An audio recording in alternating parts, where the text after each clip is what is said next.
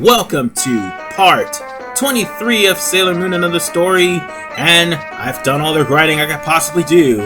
Now it's time for us to face Rubius, as he is the only thing that is keeping us from the arc. And that is basically the whole entire part, because this is a long fight, I can assure you. For two reasons. One, Sailor Chibi Moon and Sailor Saturn is completely weak. They force you to bring Chibi Moon into this fight. I don't know why, they just do. And two, he's got a lot of dangerous attacks, and I'll get through them as I point them out. Anyway, for those of you who don't know, Rubius is the leader of the Ayakashi sisters, but in the manga, while he actually had an affair with all of them, and they all end up dying anyway, and Rubius is the first one to jump ship when he finds out that the person he's working for is actually an evil being known as the Death Phantom. The anime made him into an abusive prick, which he got his self-deserving death by being blown to bits in the UFO. Now, the fight with Rubius. How shall I put this? Rubius is always going to be fast. With that said,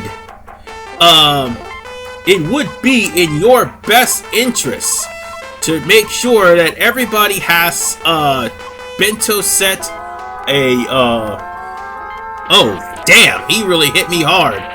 Yeah, mind you that this guy is really tough.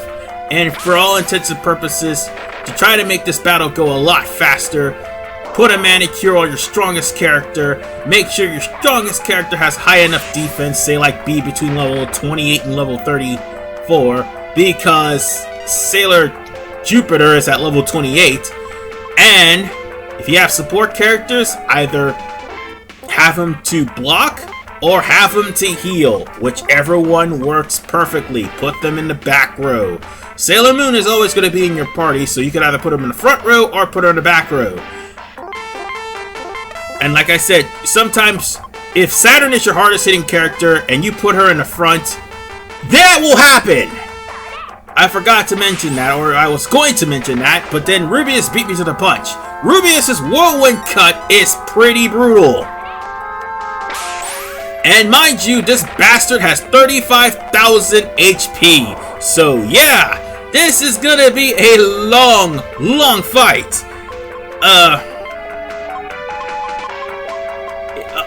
To be fair though,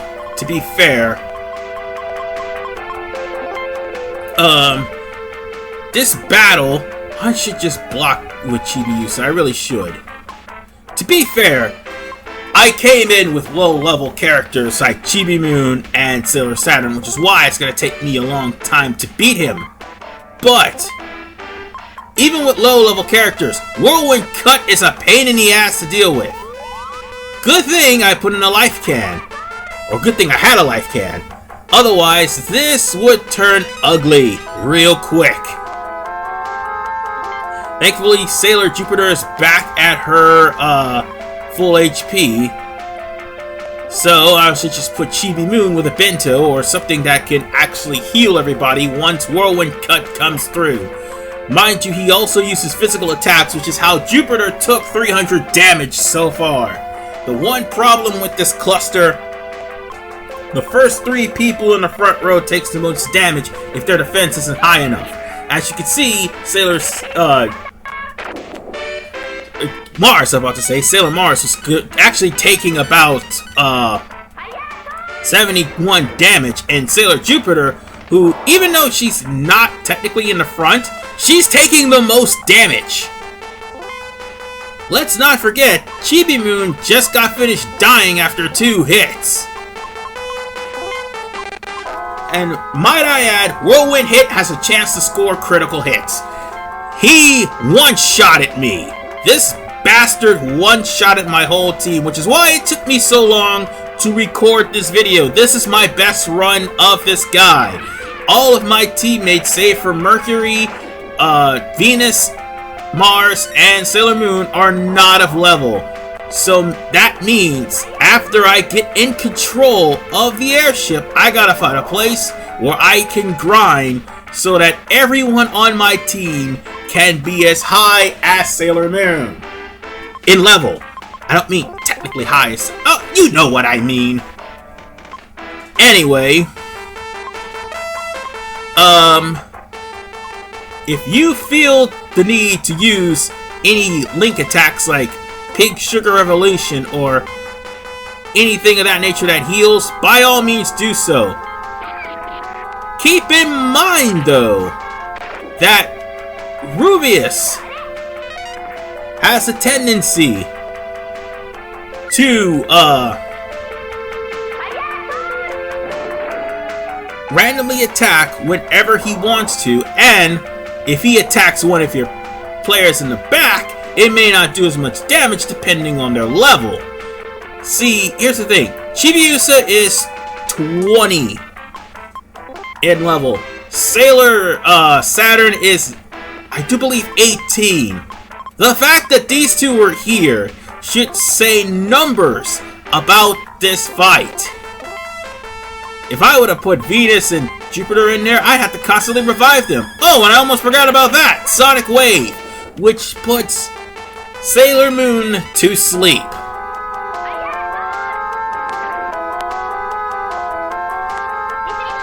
Honestly, if Sailor Saturn was in the front row, she'd be doing a hell of a lot of damage. And by the way, by the end of this episode, well, not by the end of this episode, by the end of the next episode, I will change out the red pupil from Jupiter to Saturn for one reason and one reason only.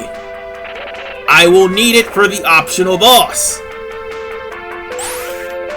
Oh, almost forgot. If you're put to sleep, don't worry. Whirlwind Cut will wake up your party members. So unlike me, don't waste a bath medic unless it's something really serious. Which that's basically all of Rubius's moves. He just hits for a lot of damage though.